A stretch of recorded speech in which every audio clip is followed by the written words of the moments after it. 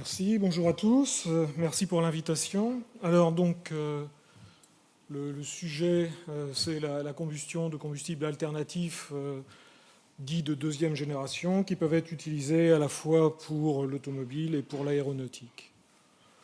Donc c'est des travaux qui ont été menés au laboratoire ICAR à Orléans. La thématique de recherche, c'est la cinétique chimique de la combustion, disons que c'est la chimie de la combustion.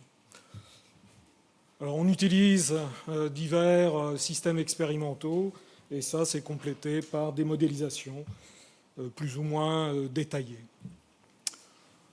Donc on est parti d'un constat pour bâtir ce projet, c'est qu'on a un déclin de la production de pétrole avec des fluctuations des cours, ça vous êtes au courant, une augmentation de la demande pour les transports et des problèmes environnementaux associés, qui sont le réchauffement climatique ou encore les émissions d'oxyde d'azote, de composés organiques volatiles, d'hydrocarbures polyaromatiques, de particules de suie.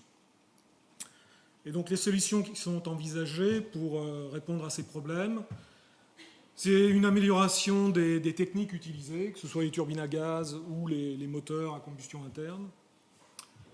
Développer de nouvelles motorisations qui permettent de réduire la pollution de l'air tout en améliorant l'efficacité énergétique. Et si l'efficacité énergétique est améliorée, en particulier les émissions de CO2 seront réduites. Mais souvent, on se confronte à des problèmes de contrôle de l'allumage dans ces systèmes-là. Enfin, les biocarburants, ce qu'on a appelé les biocarburants depuis quelques années déjà, sont éventuellement une solution partielle, du moins, à ces problèmes.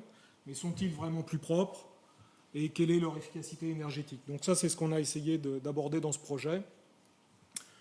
Alors, donc, parmi ces nouveaux concepts, il y a un concept, donc on va dire que c'est un moteur à compression avec auto-inflammation, mais en fait, dans ce système-là, la combustion est majoritairement contrôlée par la cinétique chimique.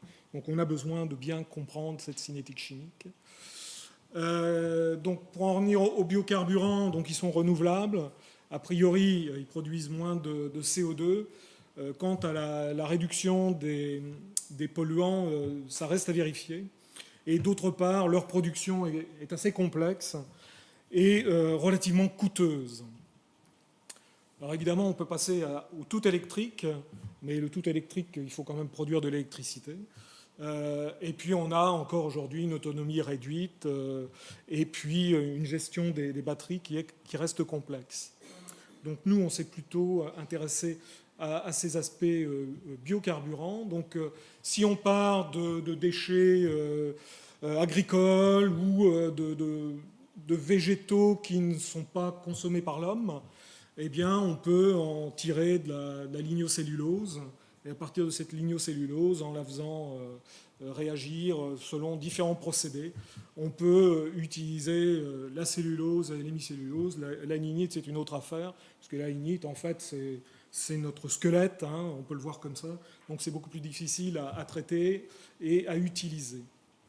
Donc à partir de ces polymères, on peut les hydrolyser, obtenir des sucres par exemple, et ensuite par d'autres réactions chimiques, on peut obtenir des molécules de ce type-là qui peuvent mener à des molécules directement utilisables dans les carburants qui vont être des cétones, des furanes, des esters, des éthers, des alcools et éventuellement des hydrocarbures qui, eux, seront préférés pour des applications en aéronautique. Alors ça, c'est une table qui représente l'ensemble des espèces, ou des familles d'espèces qu'on avait envisagé d'étudier pendant ces travaux, avec des applications diverses. Alors ce qui est le plus intéressant, c'est probablement de considérer celles qui sont en lien avec l'aviation, parce que vous savez que l'utilisation des moteurs à combustion interne pour l'automobile risque d'être de moins en moins importante dans les années qui viennent, tandis que pour l'aviation, ce sera difficile de faire voler des avions de la taille d'un A380 avec des piles. Alors, donc le projet, il s'organise comme ça, en différentes tâches. Il y avait 5 tâches. La première tâche concernait des études expérimentales avec développement de nouveaux devinels expériences, on va dire.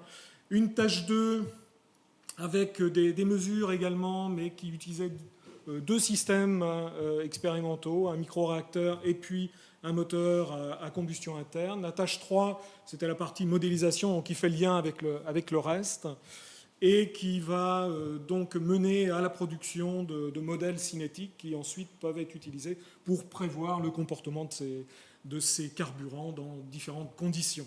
Et enfin, donc, une activité de dissémination. Donc c'est un projet, c'est un advance grant, donc 2,5 millions, avec à la fois des chercheurs et des enseignants-chercheurs travaillant au laboratoire ou au laboratoire PRISM de l'Université d'Orléans. Donc on a eu 6 thèses financées dans ce programme qui s'est terminé en novembre dernier. 11 ans de postdoc, une soixantaine d'articles publiés et 2 médailles qui ont été reçues pendant ce projet. Voilà. Je vous remercie.